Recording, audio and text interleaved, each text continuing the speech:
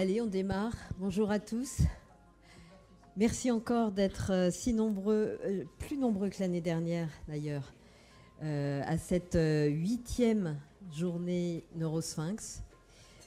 On va tout de suite donner la parole, pour ne pas prendre de retard, à Sabine Sarnaki, qui est, je crois, au Portugal, mais qui voulait, en congrès, qui voulait nous dire un petit mot et nous souhaiter, je pense, une bonne journée. Sabine, c'est à toi.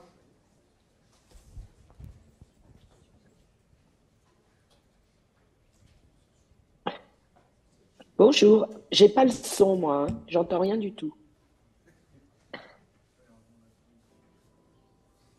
Célia, j'entends rien, je n'ai pas de son. Ouais, c'est normal. Ah, maintenant je t'entends, voilà, Tu maintenant je m'entends? t'entends. Alors, on entend Oui, mais très tout bien. à l'heure, voilà. On Bon, entend très bien. bonjour à tous. D'abord, je voudrais m'excuser parce que je ne peux pas être avec vous aujourd'hui, mais les agendas sont parfois difficiles. Donc, c'est un grand plaisir pour moi d'introduire cette, si je ne me trompe pas, cette 8e édition de la filière Neurosphinx. Il va aussi, c'est une journée dense puisqu'on va avoir aussi euh, les, l'exposé des activités des 3 centres de référence qui constituent cette filière. Et on a cette année une bonne nouvelle puisque on va avoir le lancement du 4e plan maladies rares. Donc, c'est une bonne nouvelle pour tous les acteurs des maladies rares. Cette année encore, il va y avoir, et je pense que Célia Crétol va vous en parler, la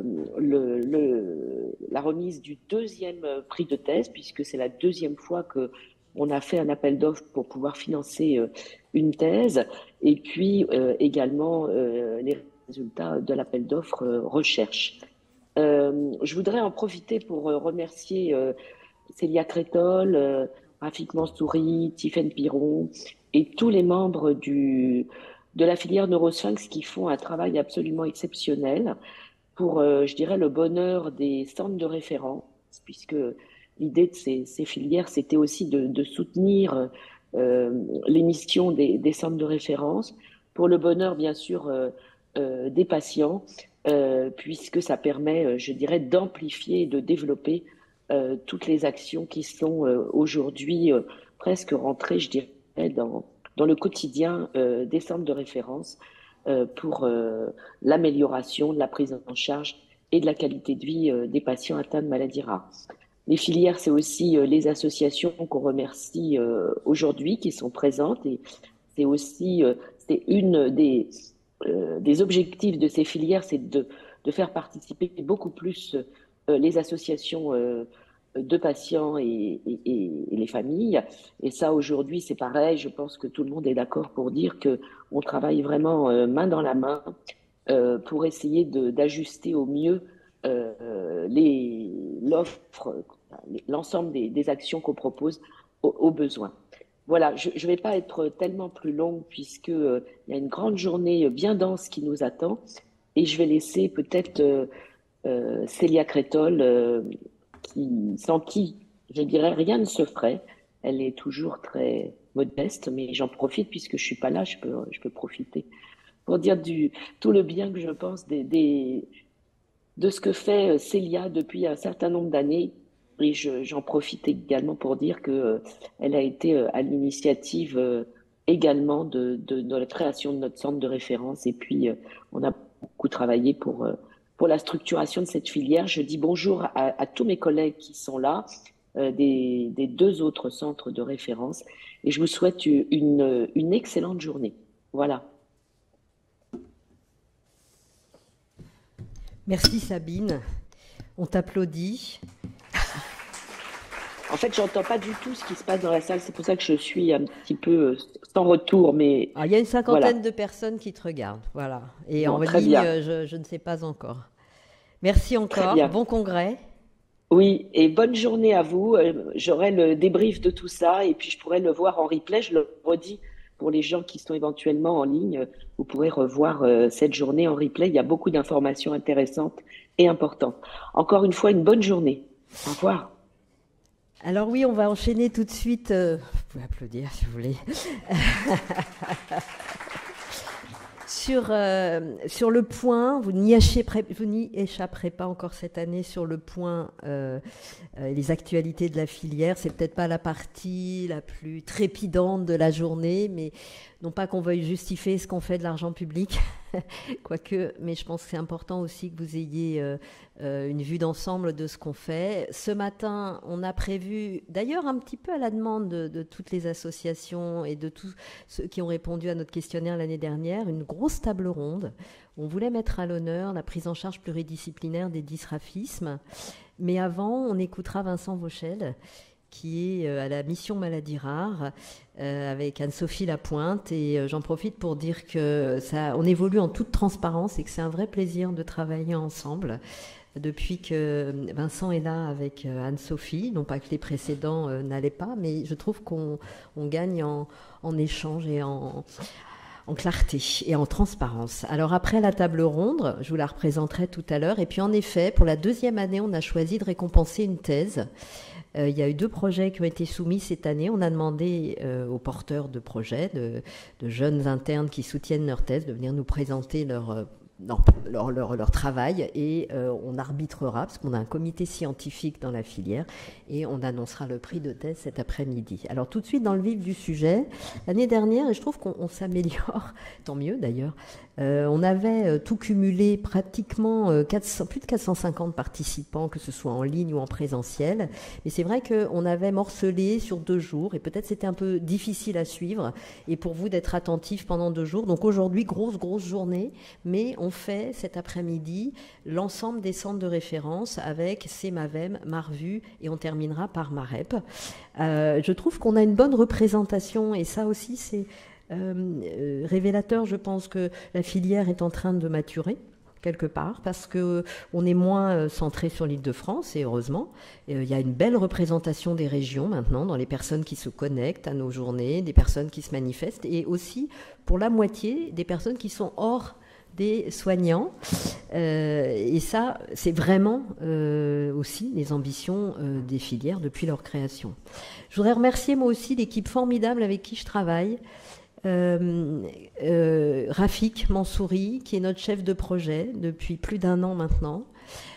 Tiffaine Piron, que vous avez eu l'occasion de mieux connaître, à l'occasion de votre inscription, qui fait un travail formidable, non seulement d'ailleurs sur la communication, mais elle aussi elle est ingénieure de recherche. Ségolène, qui est pharmacien, et vous verrez que depuis la transition ado-adulte, elle a une double casquette maintenant sur l'Observatoire du médicament. Aline, qu'on ne présente plus, sur l'éducation thérapeutique. Et Anthony, qui est arrivé depuis une petite année maintenant et qui s'occupe des bases de données. On en reparlera tout à l'heure. Alors, quelques points forts de l'année. On va les reprendre. Et en priorité, je dirais, cette année était l'annonce de notre nouvelle relabellisation et de l'ensemble des centres de la filière. On partait d'une carte qui était, je trouve, aussi assez homogène sur toute la France, avec un certain nombre de centres bien répartis, 3 sites coordonnateurs. On est quand même une petite filière, et 8 sites constitutifs, toujours CEMAVEM, Marvu et MAREP, avec comme coordonnateur Fabrice Parker pour CEMAVEM, à l'algonémie pour Marvu et moi pour MAREP. Au total, on avait 98 centres. L'annonce a été un petit peu décalée, mais finalement on a eu l'annonce officielle. On perdait 4 sites constitutifs, mais on en gagnait 2 dans CEMAVEM, à Nancy, Olivier Klein, et à Lyon, Federico Di Rocco pour CEMAVEM, donc on est ravis. Et MAREP, j'ai eu le plaisir de pouvoir avoir à mes côtés Anne Dariel, qui est chirurgien pédiatre et qui va travailler sur MAREP, qui présentera cet après-midi ses objectifs et là où elle en est. Marvu Nantes, le professeur Leclerc est là aujourd'hui, nouvellement labellisé en complément de Delphine Demet. Donc un beau réseau. Vous ne voyez rien, mais l'idée c'était que de toute façon c'est sur notre site internet avec chacun ses maladies, chacun son réseau et ses ambitions et ses objectifs. Mais je trouve que finalement on a complètement conservé notre réseau. On a au total 93 centres représentés en France. ce qui reste, je trouve, une belle couverture nationale. Toujours nos associations de patients, on en a 14. Et en orange, les 2 représentantes élues, puisqu'on fait tous les ans une journée des associations qui a eu lieu cette année en novembre. Et à cette occasion, tous les 2 ans, on renouvelle. Cette année, Mado Gilanton, notre Mado, a rempilé. Et Célia Cardozo, pour Tintamarre, s'est présentée et a été donc élue. Ce sont des 2 représentantes qui portent la voix des associations et qui sont aussi présentes au comité scientifique et au comité de pilotage. Un autre point fort de l'année, je voudrais souligner que ça nous a vraiment beaucoup occupés.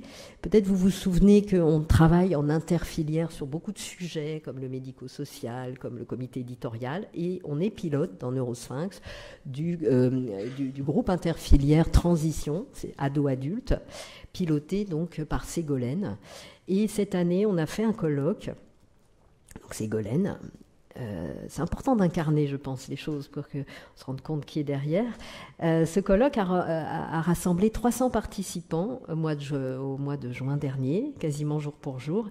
Et c'était l'occasion, vous reverrez cet après-midi, j'en reparlerai, de dégager tous les points d'achoppement, si on peut dire, dans le cadre de la transition ado-adulte, et tout ce qui a pu s'échanger au cours de cette journée, qui a été une journée très intense, avec beaucoup d'associations qui ont pris la parole autour de ce sujet brûlant, j'ai envie de dire, avec le groupe interfilière, vous voyez, où toutes les filières, sauf une, puisque c'est la sclérose latérale amyotrophique qui se sentait moins concernée par la transition, mais donc en tout 22 filières qui participent à ce groupe, et j'en reparlerai cet après-midi aussi. On a un site interfilière transition, et je tiens à dire qu'il est vraiment mis à jour par Ségolène au fil de l'eau, avec un ensemble d'informations sur tous les événements qui se passent en France et d'ailleurs dans les pays francophones autour de la transition. Toutes les actions, des outils, des partages de conducteurs, d'éducation thérapeutique, etc., et qui est aussi l'occasion de vous présenter tout ce qui se fait de nouveau. Alors la carte des plateformes d'expertise transition en France, ça, elle est beaucoup partagée par d'autres filières, bien sûr, mais il y a aussi un nouveau livret qui a été fait à l'occasion de ce colloque, qui rassemble toutes les actions de transition dans chacune des filières. Tous ces éléments sont bien sûr téléchargeables gratuitement sur notre site. Et puis ce podcast, dont on reparlera aussi cet après-midi, Franchir, qu'on a construit avec la plateforme Transition de Robert Debré, qui était l'occasion de partager aussi toutes ces actions, mais également tous ces ressentis des patients dans un podcast audible, gratuitement aussi sur les stores. Ce livret de transition, le voici. C'est aussi un annuaire qui répertorie l'ensemble, alors pas des professionnels, mais des actions transition en France. Et puis, pour la première fois, on a fait un e-learning. Alors, je me suis un peu lancée, du coup, j'ai choisi un sujet que je connais bien, c'est-à-dire les malformations anorectales. C'est 4 volets. On valide le développement personnel continu, c'est gratuit, c'est un vrai séminaire d'enseignement avec un volet gynéco, un volet prise en charge médico-sociale et puis l'aspect transition qu'on aborde avec Dominique Lamarck avec qui je travaille. C'est un point d'amorce, hein. L'idée c'est de le faire et de le reproduire dans d'autres pathologies de la filière. On l'a fait avec la société Kera Médicale. Et ça court toujours puisque c'est en ligne et ça permet d'avancer aussi sur ce sujet. On continue aussi nos appels d'offres, recherche. Au départ, les filières n'étaient pas créées pour faire de la recherche, mais au fil de l'eau, pas mal de filières se sont mises à faire des appels d'offres, et dans nous aussi, on a depuis 2020, et voici les projets récompensés avec les lauréats de chaque année, jusqu'à cette année encore, mais on n'a pas encore annoncé officiellement les lauréats. Vous les verrez d'ailleurs certains présentés cet après-midi pour CEMAVEM. Je voulais faire un petit aparté sur l'aide à la saisie, car c'est un moment fort de 2023-2024, car vous avez tous, pour la plupart, été concertés au sujet d'une aide pour la saisie dans la base de données Bamara, grâce à un financement exceptionnel de la DGOS, pour vous aider à remplir cette base. qui est toujours un petit peu la galère du soir de consultation où on s'y met et on fait ça à la va-vite. Grâce à Anthony, qui sera votre correspondant pour tous ceux qui ont demandé de l'aide, vous pourrez avoir une aide, soit, comme certains l'ont demandé, d'un technicien d'études cliniques qui viendra vous voir dans vos centres, moyennant la liste de vos patients évidemment, pour saisir dans Bambamara, soit une aide à distance, ça pourra être Anthony, soit une aide financière, puisque certains ont demandé une aide financière à la saisie. Bon, je ne vous fais pas le rappel, vous pourrez regarder dans le replay être posé de ce schéma que vous commencez à connaître malgré tout sur la base de données maladies rares. Je pense que c'est d'abord quand on s'engage, quand on est centre de compétences, on s'engage aussi à saisir dans Bambamara.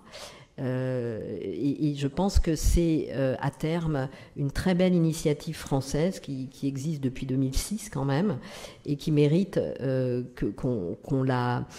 Je dirais qu'on la peaufine et qu'on soit très attentif à la qualité des données qu'on y introduit.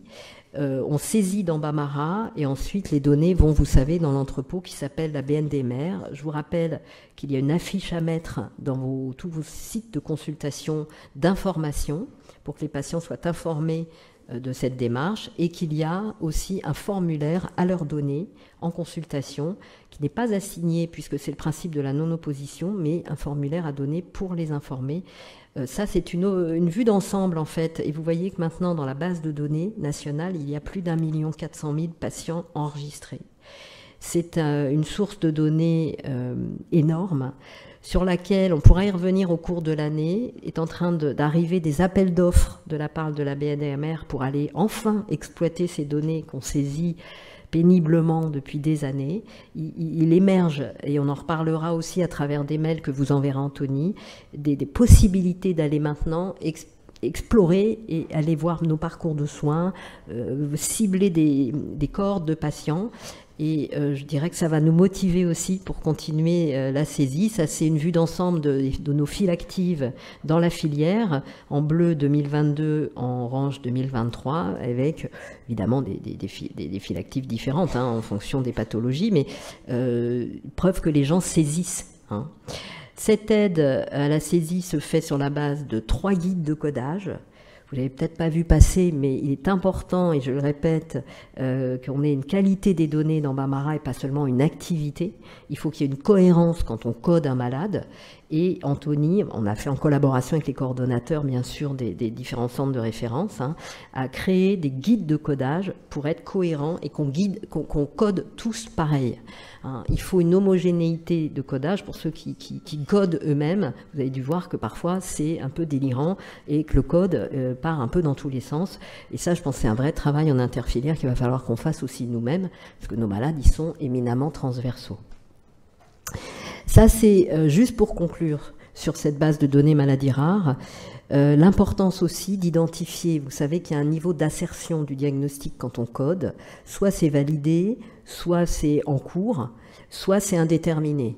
Il faut savoir que tous les patients indéterminés et codés comme tels dans la base de données sont ensuite extraits pour aller alimenter, je dirais, une forme de fichier de personnes en impasse. Et c'est aussi une des missions de nos filières, c'est d'identifier ces personnes en impasse diagnostique, c'est-à-dire ces personnes pour qui on a tout fait, tous les examens qui existaient en routine et on n'a pas trouvé de diagnostic. Et ça permet ensuite d'aller alimenter les RCP, les réunions de concertation de préindication, qui sont dans le cadre du plan France Médecine Génomique, pour aller faire du séquençage à très haut débit dans les plateformes Oragen au sud et Sequoia au nord. Donc, il y a à la fois ce côté très clinique et d'exploration des données pour aller explorer nos parcours de soins, et donc ces appels d'offres dont je parlais tout à l'heure, et puis l'autre versant qui permet d'identifier les personnes en impasse pour qui on peut peut-être faire mieux en 2024 sur le plan du diagnostic grâce au plan France Médecine Génomique. J'arrête là avec la base de données, juste pour vous dire que cette année, nous n'avons pas refait de formation à l'éducation thérapeutique, comme vous l'avez vu, puisqu'Aline vous l'a expliqué l'année dernière, on avait été un petit peu déçus sur, entre guillemets, le rendement sur la masse des personnes formées et le peu de programmes qui ont été validés. Mais finalement, on a quand même dans la filière 11 programmes d'éducation thérapeutique sur nos pathologies déclarées à l'ARS. Et je trouve qu'on peut quand même être fier, dans une filière chirurgicale, d'avoir autant de sites qui font de l'éducation thérapeutique. Avec ça, c'est le récap que m'a fait Aline sur l'ensemble des personnes qui ont été formées grâce à les formations depuis plusieurs années qu'on finançait avec la filière. Bah, finalement, il y a un tiers de personnes qui sont vraiment médecins, un tiers soignants et un tiers qui n'en sont pas. Et ça aussi, je trouve que c'est un bel exemple de la filière, de s'ouvrir sur toutes ces personnes aidantes, associations qui se forment aussi à l'éducation thérapeutique et certains même qui sont devenus depuis patients partenaires. Les PNDS, les programmes nationaux protocoles nationaux de diagnostic et de soins, grâce encore une fois à l'appel d'offres de la DGOS, on a pu mettre un coup de booster pour en financer et surtout les publier. Ils sont tous publiés gratuitement sur le site de la HAS. Et voyez la liste, dans notre filière on en a 12. C'est modeste, mais je trouve que c'est déjà aussi très bien pour une filière petite comme la nôtre. On a lancé un nouvel appel d'offres qu'a géré Rafik et vous avez été nombreux à vous manifester. Donc 7 PNDS sont en cours de gestation actuellement, 3 dans le CEMAVEM, 2 dans Marvu et Marep, on en a commencé un, on en parlera cet après-midi et on en projette un autre.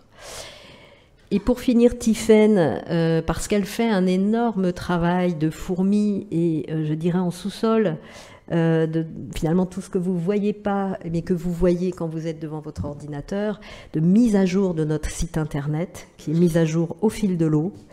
Les Parlons-en, que vous voyez un peu partout aujourd'hui, vous pouvez les prendre, c'est gratuit, ce sont des vrais témoignages de vous, patients, de familles.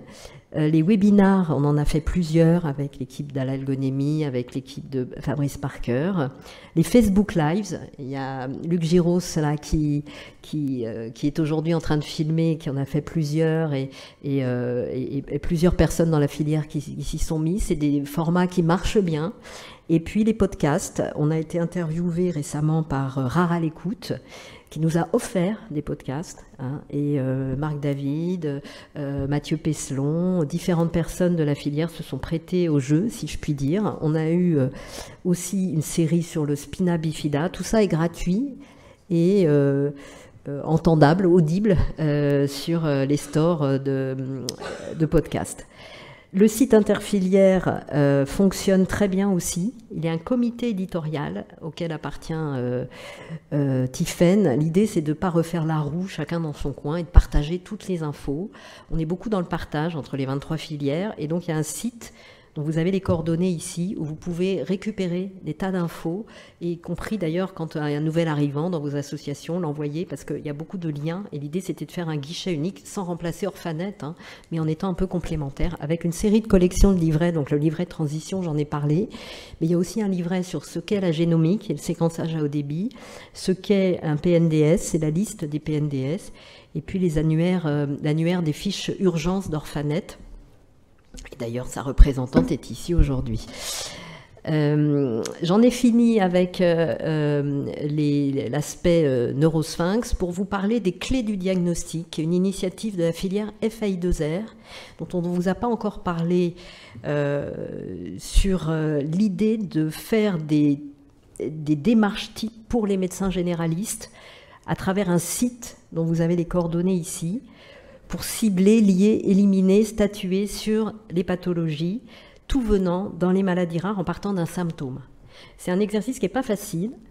J'ai essayé de m'y coller sur l'incontinence fécale et on va vous solliciter dans tous vos champs d'action pour réfléchir, pour ceux qui connaissent à la Société française de pédiatrie, c'est une démarche qui s'appelait Pas à Pas et qui a été vraiment plébiscitée, non seulement d'ailleurs par les médecins généralistes, mais aussi par les étudiants.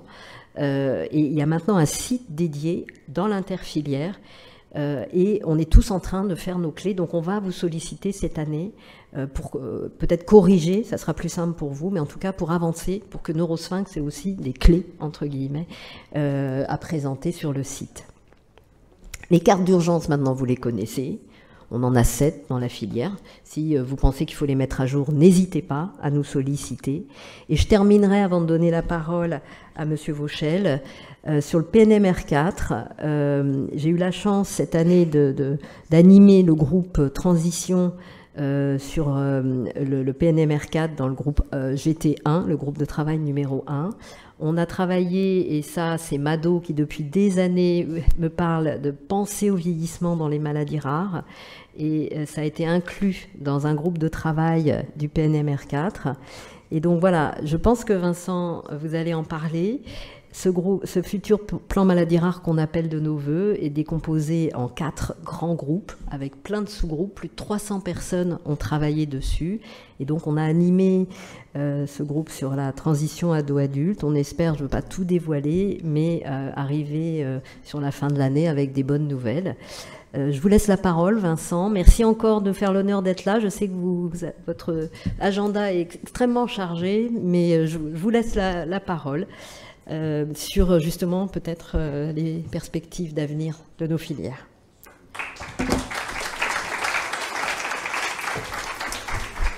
Merci Célia, merci à la filière de cette invitation. Voilà, parfait.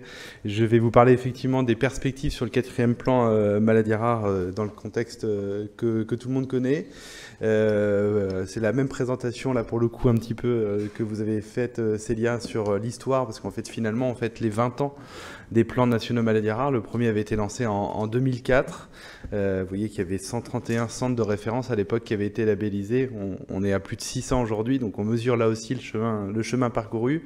Le deuxième plan maladie rare qui avait été lancé en 2011 avait structuré un certain nombre de choses, mais en particulier les filières de santé maladie rare dont Neurosphinx, et puis les travaux de la BNDMR qui a permis là aussi d'assurer le décollage en termes de quantité de données qui est saisie, mais aussi de qualité. C'est l'enjeu qui reste à avoir dans le 4e plan, de la qualité et de l'utilisation de ces données, notamment à des fins de diagnostic ou de recherche. Et puis le 3e plan maladie rare, c'est celui dans lequel on est.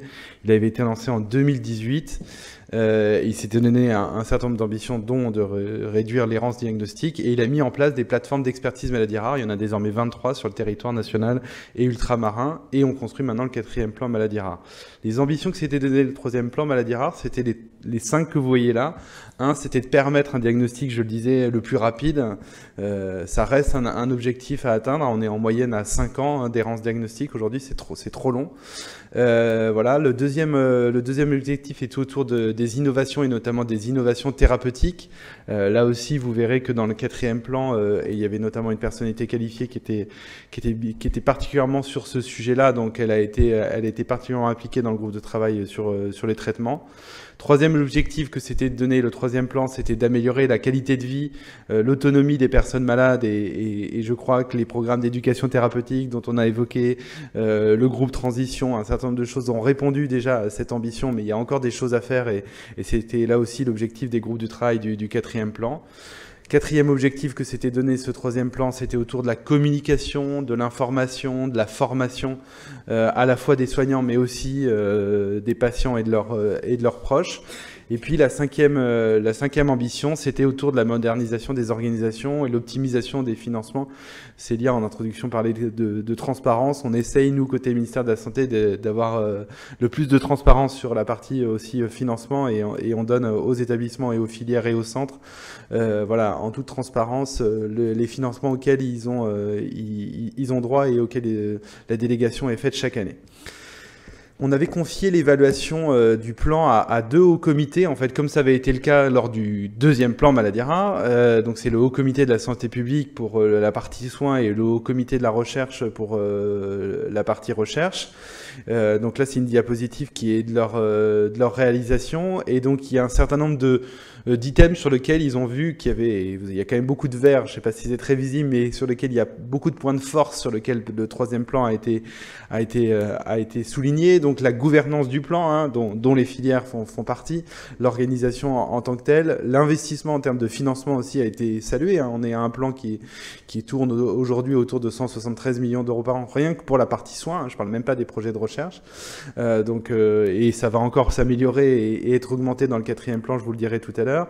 Le numérique avec la mise en place de la BNDMR, de Bamara, des outils de réunion de concertation pluridisciplinaire. Donc là aussi, il y a eu beaucoup d'avancées dans le 3e point. Et puis en termes de prise en charge, le maillage territorial par les centres notamment a été souligné. Donc ça, c'était pour les points de force. Après, il y a eu des points qu'ils ont dit soit à surveiller, soit plus fragiles. Ceux qui sont à surveiller, c'est autour de la coordination entre les professionnels et notamment, il y a un enjeu autour du lien avec la ville et je crois qu'on en avait parlé lors de la précédente journée de votre filière. Enfin, ça reste un enjeu là aussi majeur. Le lien aussi avec l'Europe. Quand on parle de coordination, il y a aussi le lien France et Europe pour des maladies qui sont notamment ultra rares, comme on dit. Voilà, donc ça restait un point à surveiller. Autour de la formation des professionnels aussi et des nouveaux métiers qui arrivent dans les centres et dans les hôpitaux, là aussi, il y a un enjeu qui restait à mener, et puis autour de l'errance diagnostique aussi.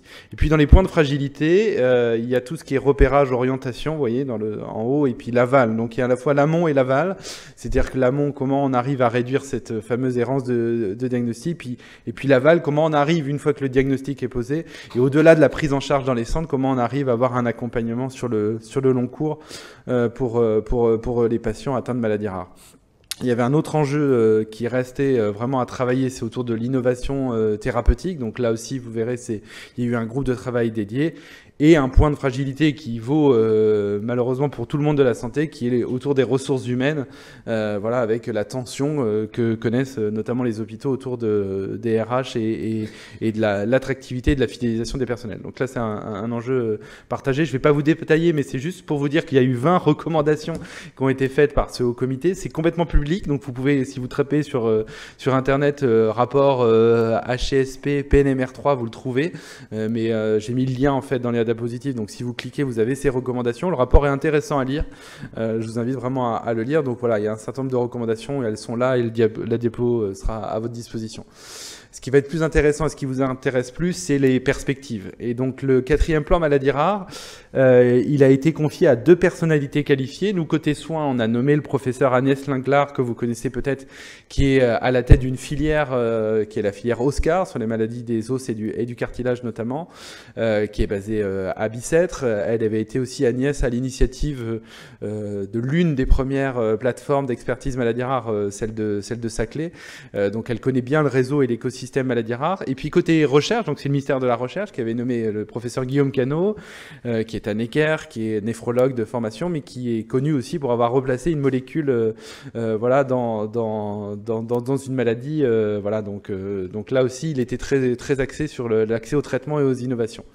Donc ça, c'était les pilotes, les personnalités qualifiées. Et puis après, comme le disait Célia, il y a eu 300 personnes qui ont été réparties dans les groupes de travail. Vous les avez là un peu présentés de manière synthétique. Il y avait 4 groupes de travail voilà, qui là aussi ont été confiés à la fois par un binôme, vous les voyez, de groupe 1, Brigitte Chabrol, Christine Perron, sur le parcours de vie des territoires à l'Europe, dans lequel on trouvait le groupe qu'animait, le sous-groupe de travail qu'animait Célia Crétin sur la transition enfant-adulte. Et on devrait rajouter vieillissement, comme vous l'avez fait, parce que ça a été identifié par ce groupe de travail qu'on parlait maintenant de 3 transitions, on va dire.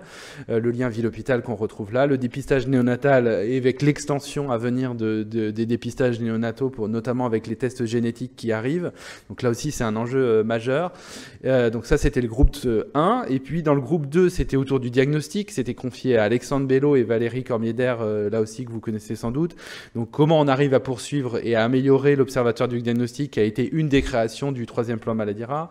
Le lien avec le plan France Médecine Génomique, le lien avec la formation. Puis il y avait un groupe dédié pour la première fois à la phétopathologie, parce qu'il y a un enjeu particulier autour de la phétopath, autour des actes de phétopathologie, des équipes aussi de phétopathologie. Voilà, donc en lien avec les maladies rares. Et donc là aussi, c'était un groupe qui a été confié là, à Sylvie Audan, qui avait été notamment une personnalité qualifiée du 3e plan maladies rares.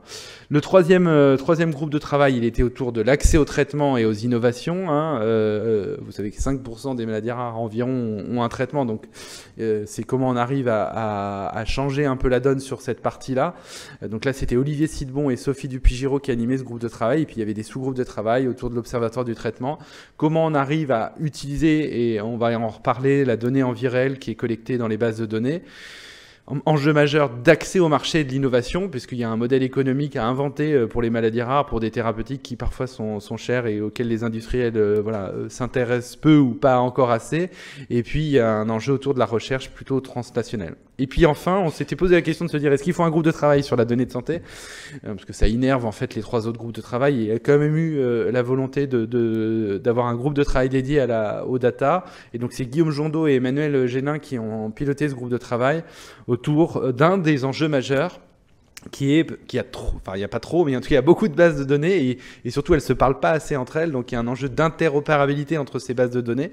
Donc là aussi à l'échelle nationale, mais aussi à l'échelle européenne, parce qu'il y a des registres européens qui existent. Donc là il y a une action qui est portée par la France, l'action Jardin, et notamment dans laquelle Anne-Sophie Lapointe et Anne-Sophie Janot d'ailleurs aussi côté BNDMR sont très impliquées pour faire le lien avec les réseaux européens de référence, les ERN. Et puis il y a un enjeu autour des biobanques, des centres de ressources biologiques, comment aussi les maladies rares, quand il y a des prélèvements qui sont faits sur les patients, ces données peuvent être réutilisées.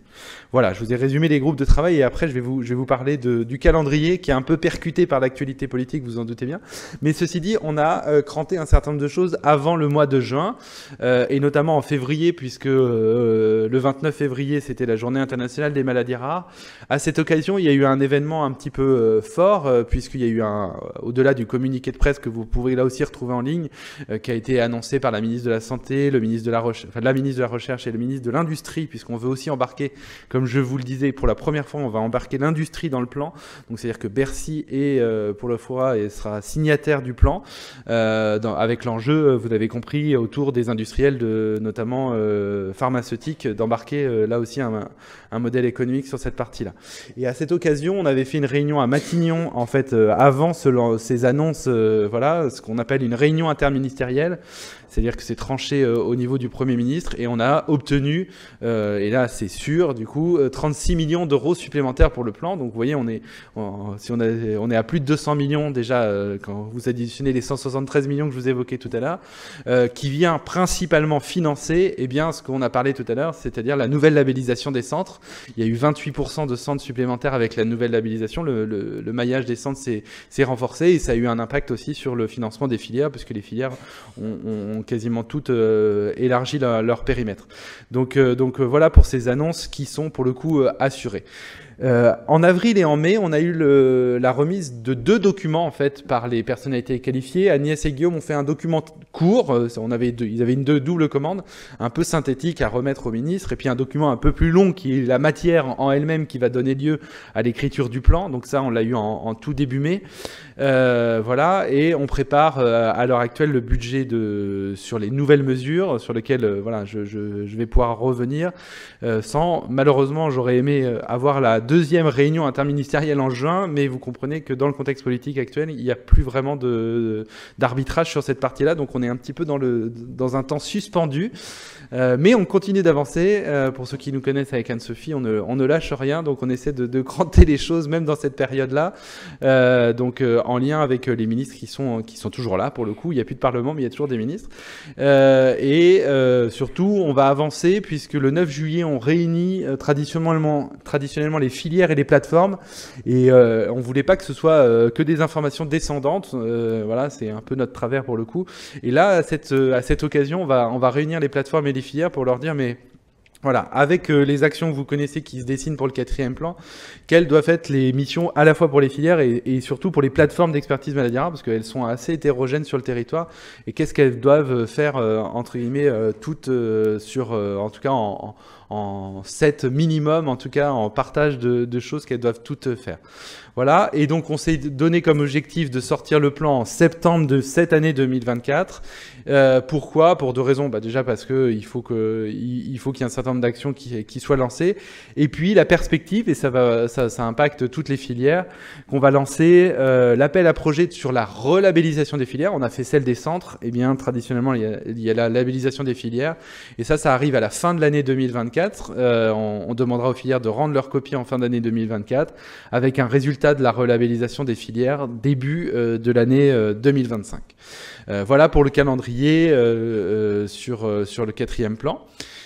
Agnès et Guillaume, vous les voyez là à l'écran. Ils se sont donné 4 objectifs sur ce 4e plan maladies rares. Le premier objectif qui les a animés, c'est comment on arrive à pérenniser l'attention sur les maladies rares. Et c'est vrai que c'est un enjeu, on arrive au 4e plan maladies rares, donc tous les 5 ans on fait un plan maladies rares, et Guillaume et Agnès se sont dit finalement déjà, est-ce que la durée de 5 ans est la bonne? Ils ont ouvert la question, donc ça c'est un des points qui n'est pas à l'heure actuelle tranché. Est-ce qu'on doit partir sur 5 ans, sur 10 ans? On parle beaucoup de stratégie décennale maintenant, donc voilà, alors c'est un point qui fait débat. Tout le monde n'est pas d'accord sur le fait de doubler entre guillemets la durée, mais en tout cas, on partage l'idée de comment on arrive à avoir une attention qui est toujours aiguë autour des maladies rares, et surtout qui ne remettent pas à chaque fois en cause, vous voyez, avec les aléas politiques, les plans. Donc ça, c'est un enjeu majeur, avec des idées plus ou moins ambitieuses sur comment on peut faire en sorte de regrouper un certain nombre d'acteurs sur les maladies rares. Voilà, donc ça c'était un des objectifs qui se sont donnés. Le deuxième, c'était, on en a beaucoup parlé, c'était autour de l'errance diagnostique, la réduire au minimum. Donc vous allez voir dans les propositions qu'il y a un certain nombre d'actions qui sont proposées pour ça. Troisième objectif, c'était autour de d'allègement des procédures et de faciliter la vie au quotidien, que ce soit pour les patients eux-mêmes, pour leurs proches, dans l'accès. Voilà, il y a un volet aussi handicap sur le plan. Donc là aussi, le lien avec les MDPH, enfin un certain nombre d'acteurs sur le handicap, pour lequel c'est encore trop compliqué pour un certain nombre d'accès. Et puis aussi pour la recherche, à chaque fois que je vous ai dit, il y a le soin et la recherche, donc comment on arrive à réduire les procédures pour accéder à la recherche. Donc ça, c'est un objectif qu'on partage. Et enfin, un objectif là aussi complètement partagé, qui est que la France doit garder son rôle de leadership au niveau mondial et au niveau européen, et notamment sur l'aspect thérapie innovante. Alors, sur les actions qui ont été crantées, donc ça c'est celle du 26 février, malheureusement je vais mettre des points d'interrogation sur un certain nombre d'actions, parce qu'il y a des choses qui restent à aller chercher. Tenez pas compte des numéros, c'est la présentation qu'on avait fait pour cette réunion interministérielle, voilà, quand on parle de transparence. Mais évidemment, il y aura plus de mesures que celles à l'écran, parce que je ne peux que vous présenter celles qui ont été actées. La première, j'y reviens pas, c'est sur le financement, mais c'était quand même 36 millions d'euros, donc c'est pas rien, c'est sur les centres de référence. Deuxième enjeu, c'est autour, je vous le disais tout à l'heure, du dépistage néonatal. Voilà, il y a les déficits immunitaires combinés sévères, la SMA qui arrive pour 2025, donc il y a un certain nombre de dépistages qui doivent être pris en charge. Ça veut dire aussi là aussi des nouveaux tests, voilà, des tests pour le coup qui sont génétiques. Donc là aussi il y a un lien à faire, et on a beaucoup insisté avec Anne-Sophie sur le lien avec les filières de santé maladies rares. Il y a la drépanocytose aussi qui arrive cette année, donc voilà. Et il y aura sans doute une extension de ce dépistage néonatal. Voilà, donc ça c'est aussi un des enjeux du 4e plan. On souhaite créer un groupe de travail, je ne sais pas comment on le nommera, mais qui est autour de la coordination, du suivi, de la stratégie d'information, de la sensibilisation et de formation aux maladies rares. Et là, vous voyez, quand je vous dis il reste des choses à arbitrer, il y a 1,2 million sur cette mesure, sur l'errance diagnostique, sur lesquels on voudrait en fait avoir des financements supplémentaires pour améliorer voilà, la réduction de l'errance diagnostique et de l'observatoire du diagnostic, pour pérenniser cette action et la renforcer avec un certain nombre d'idées qui ont émergé. Quatrième mesure qui était très importante et qui reste très importante, là aussi on a des crédits à aller chercher, c'est autour de comment on arrive à améliorer tout le parcours. Donc là c'est vraiment issu du groupe de travail numéro 1 sur l'errance et à la fois en amont et en aval, donc sur le lien avec la médecine de ville, et notamment comment on arrive à impliquer nos plateformes d'expertise maladies rares aussi avec des acteurs de ville, et surtout c'est pas vraiment ils qu'il faut impliquer, c'est surtout les acteurs de ville qu'il faut impliquer.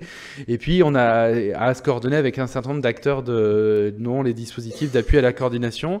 Et là, vous voyez, c'est 4 millions d'euros aussi, et un soutien, et bien justement sur des actions de transition dans le parcours, que ce soit enfant-adulte ou adulte-vieillissement. Donc ça fait écho à ce que disait Célia Crétol tout à l'heure.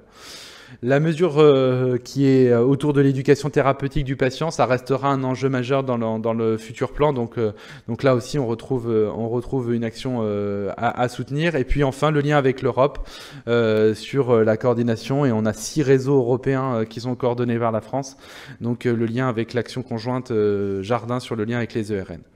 Le deuxième groupe de travail a proposé un certain nombre de mesures. Donc là, c'est les mesures aussi qui sont arbitrées, qui est de la poursuite de collecte de données autour du parcours diagnostique, notamment sur la qualité de la donnée qui est utilisée. Donc là aussi, l'Observatoire du diagnostic est absolument assuré dans le 4e plan. Sur l'exploitation de la donnée, de l'évaluation de l'impact, notamment de ces mesures, il y a tout un enjeu autour aussi de l'analyse médico-économique de l'impact que ces données peuvent avoir et sur les progrès qui sont faits autour du diagnostic. Et puis évidemment, la collecte de données, elle serait rien sans la BNDMR et sans le lien avec le plan France Médecine Génomique. Donc là aussi, il y a des aspects de e-prescription génétique qui existent déjà, mais qui sont en lien avec des laboratoires Sequoia et Eurogène, mais aussi comment on arrive à tisser le lien avec des laboratoires en ville. Et là, il y a un enjeu à faire parce que ça n'a pas encore été tissé. Et comment on arrive à recueillir le consentement de manière facilitée aussi du patient. Là, ça fait partie des mesures de simplification. Et là, on a demandé 1 million d'euros supplémentaires qui sont en cours d'arbitrage sur l'interopérabilité des bases de données. Parce que quand on parle d'interface, on ne va pas rentrer dans trop de techniques, mais voilà, il y a beaucoup de choses à développer, de l'intelligence artificielle à renforcer. Troisième groupe de travail, il était autour de l'innovation thérapeutique. Donc là, il y a un groupe de travail qui est interfilière, qui est animé déjà et qui existe déjà, mais qui doit se renforcer. Comment on arrive à faire le lien sur les observatoires de traitement. Il y a eu l'introduction du set de données minimum traitement dans Bamara. Donc là, c'est très clair que sur les accès précoces et les cadres de prescription compassionnelle pour les médicaments, mais aussi pour les dispositifs médicaux, notamment pour vous qui êtes une filière chirurgicale, voilà, il y a un enjeu à partir de là de récupérer la donnée et ça va être le lien avec les industriels derrière, comment on arrive à faire le lien avec les données qui sont recueillies et donc ces médicaments ou ces dispositifs médicaux. Donc là, c'est vraiment une innovation du 3e plan qu'on souhaite renforcer et poursuivre, et notamment en confiant des temps de pharmaciens. Certaines filières ont déjà des temps de pharmaciens, mais voilà, je pense que c'est un des enjeux qui doit être là aussi poursuivi parce que là, on a un enjeu autour des traitements. Donc c'est vrai que d'avoir un pharmacien au sein de la filière, ou en tout cas quelqu'un qui connaît bien ces questions thérapeutiques, c'est quand même très, très important pour le 4e plan. On veut aussi utiliser ce qu'on appelle la collecte de données en VIREL, donc les PRO, donc c'est les Patient Reported Outcomes, donc c'est les données qui sont directement collectées auprès des patients.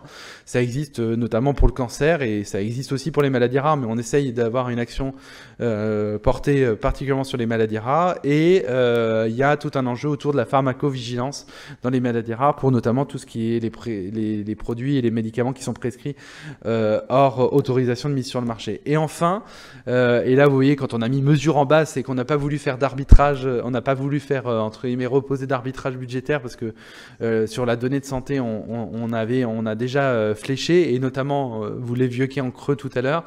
Le 3e plan maladie rare a délégué une enveloppe qui est à hauteur de 7 millions d'euros, c'est pas rien, en 2023 sur les moyens en attaché de recherche clinique ou en technicien d'études cliniques sur comment on arrive à remplir Bamara, mais pas que Bamara et on avait bien mis dans les courriers que ça pouvait être aussi une aide pour toutes les bases de données qui sont en lien avec les maladies rares. Donc ça, on va le poursuivre. Après, on a un enjeu de fléchage de ces crédits. On avait panaché entre les filières et les plateformes d'expertise maladies rares pour être au plus près des centres et notamment des centres de compétences. Vous savez qu'on les finance pas directement. C'était une manière de les aider et aussi de les financer finalement en les aidant sur cette mission qui est obligatoire et qui fait partie des critères de relabellisation d'un centre de compétences. Voilà, le lien avec les ERN, je vous en ai déjà parlé, donc là aussi il y a un enjeu de simplification du partage de données, donc c'est un enjeu majeur sur cette partie-là. Et enfin, il y aura la création d'un portail d'information, c'est la première brique sur la collection des ressources biologiques, sur la partie collection biologique maladies rares. On veut un portail d'information avant de porter d'autres mesures qui pourraient être plus ambitieuses sur la partie biobanque notamment, mais c'est une attention qu'on aura dans le 4e plan. Voilà en très bref et sans faire d'annonce de mesures qui n'ont pas été actées.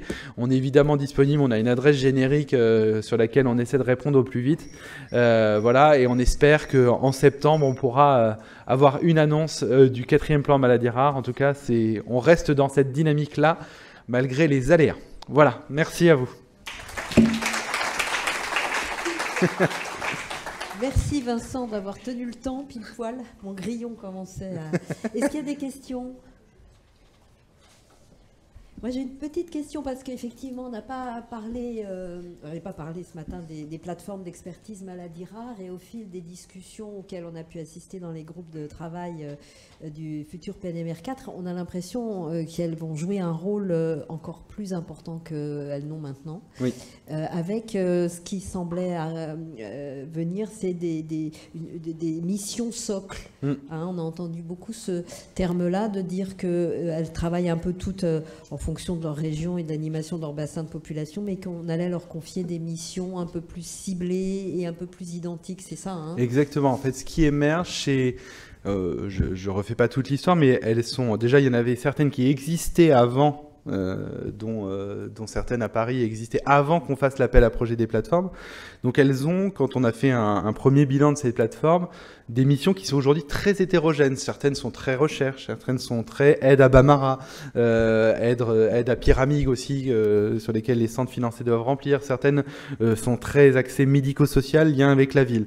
Et l'objectif de la réunion du 9 juillet que j'évoquais, c'est de se dire, mais en fait, que doit faire une plateforme vraiment en socle minimal? C'est-à-dire que là, pour le coup, on avait laissé un peu à chacune plateforme en fonction de son territoire, parce qu'on sait qu'il y a des problématiques territoriales qui sont différentes.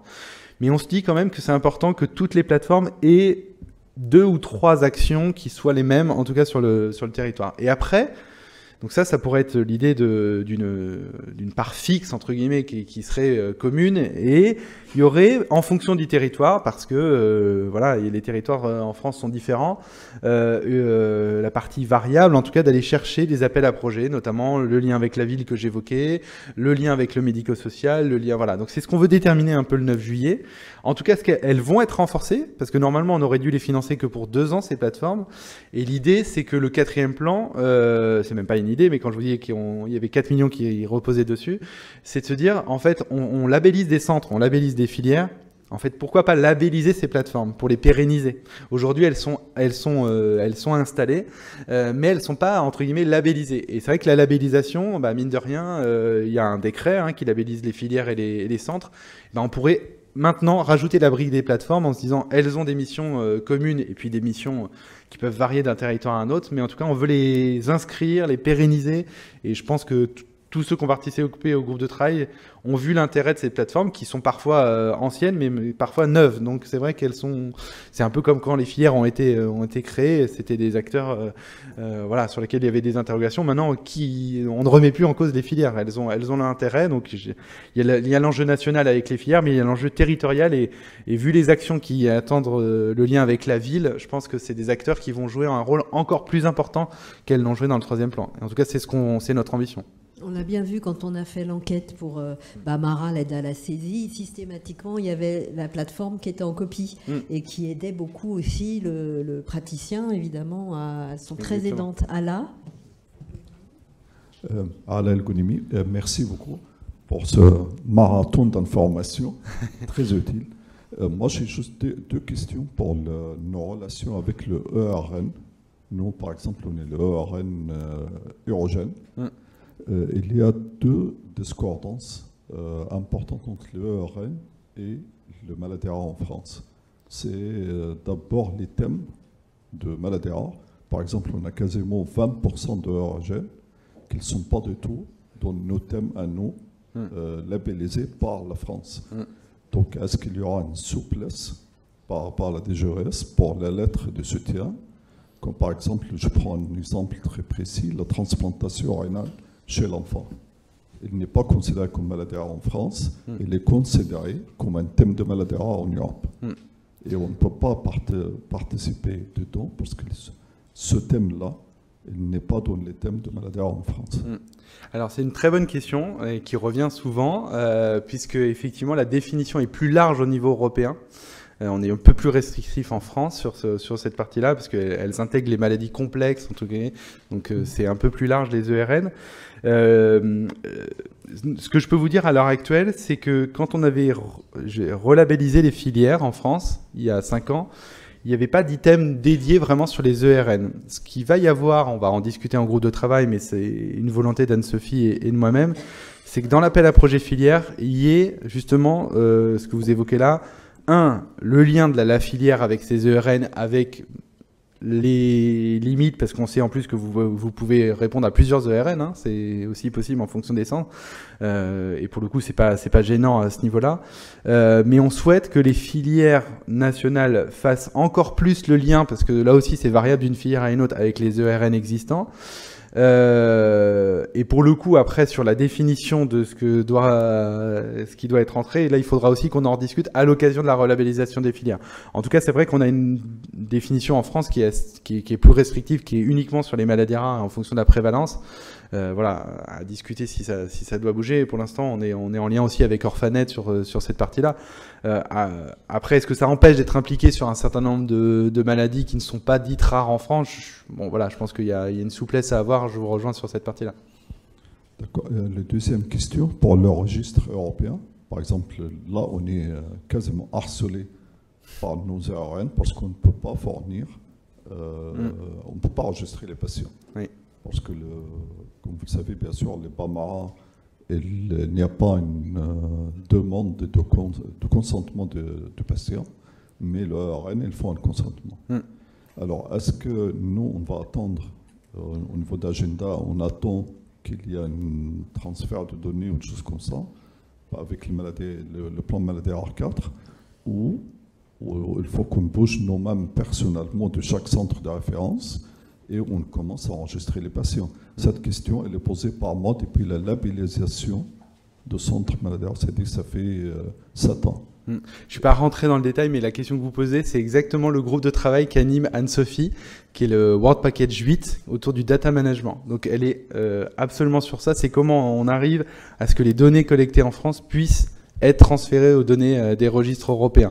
Donc j'ai envie de dire, on n'attend même pas le 4e plan, c'est déjà en cours, ils se réunissent toutes les semaines sur cette partie-là, il va y avoir des actions pilotes sur un certain nombre, donc si vous êtes volontaire, vous pouvez encore le remonter à Anne-Sophie et Arnaud Sandrin aussi côté BNDMR et Anne-Sophie Janot, parce qu'on veut qu'il y ait des pilotes dans les centres qui puissent avoir le partage de données. Donc c'est déjà en cours et c'est déjà prévu et c'est la France qui est en lead sur ce groupe de travail. Donc on est complètement aligné sur ça et on va essayer de faire en sorte de montrer par l'exemple que ça peut marcher et que voilà, côté consentement, un certain nombre de procédures peuvent être allégées au niveau européen.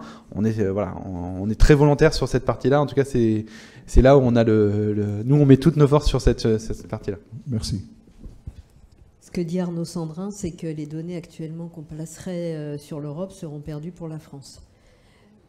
Donc effectivement, le travail que vous faites avec Anne-Sophie Lapointe va structurer ça, on l'espère, rapidement. Exactement. Parce que je sais qu'il y a une urgence. Hein. Là, on en parle souvent. Plus de questions? Eh ben, on va vous remercier. Merci Infiniment, Vincent.